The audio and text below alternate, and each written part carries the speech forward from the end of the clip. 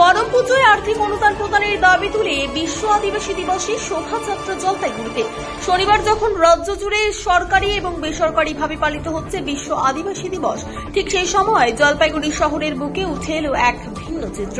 এদিন সকালে রাজীব পারহা প্রার্থনা সভা ভারতের সদর জলপাইগুড়ি ও রাজগঞ্জ ব্লক কমিটির পক্ষ থেকে এক বর্ণাঢ্য শোভাযাত্রা শহরের বিভিন্ন পথ পরিক্রমা করার পাশাপাশি দুর্গাপুজোর মতো করম পুজোয় রাজ্যের সরকারের কাছে আর্থিক অনুদানের দাবি করে। এই প্রসঙ্গে বাবলু ওরাও বলেন, আজ বিশ্ব আদিবাসী দিবস উপলক্ষে আমাদের এই শোভাযাত্রা।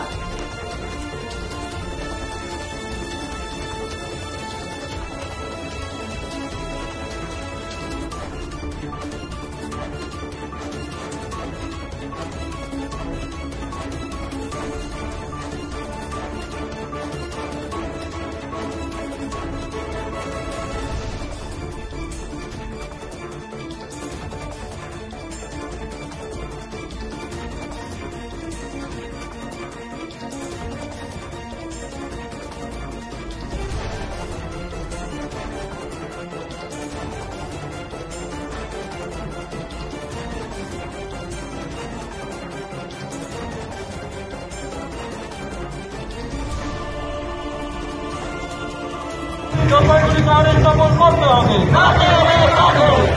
করম পূজার ছুটি ঘোষণা করতে হবে, করম পূজার ছুটি ঘোষণা করতে হবে, করম পূজার ছুটি ঘোষণা করতে হবে, করম পূজার ছুটি ঘোষণা করতে হবে। আদিবাসীদের সংবিধান রক্ষার জন্য সমস্ত আদিবাসী সমাজ এক হও। আদিবাসীদের সংবিধান রক্ষার জন্য সমস্ত আদিবাসী সমাজ এক হও।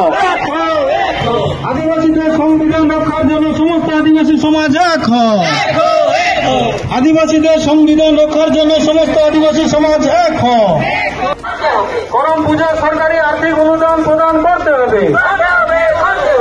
করম পূজার সরকারি আর্থিক অনুদান প্রদান করতে হবে।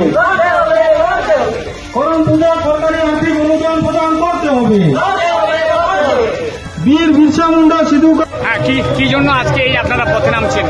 আমাদের হচ্ছে গোটা বিশ্বব্যাপী আজকে দিনে আদিবাসী দিবস হিসেবে আদিবাসী দিবস উদযাপন করা হচ্ছে, যাতে আমরাও জলপাইগুড়ি শহরে আমাদের রাজগঞ্জ জলপাইগুড়ি সদর ব্লকের যে সারনাথ ধর্মাবলম্বী আর সারনাথ বিশ্বাসীদের নিয়ে আমরা আজকে এখানে আমরা আজ বিশ্ব আদিবাসী দিবস উদযাপন করার জন্য আমরা জলপাইগুড়িতে সমবেত হয়ে করতেছি।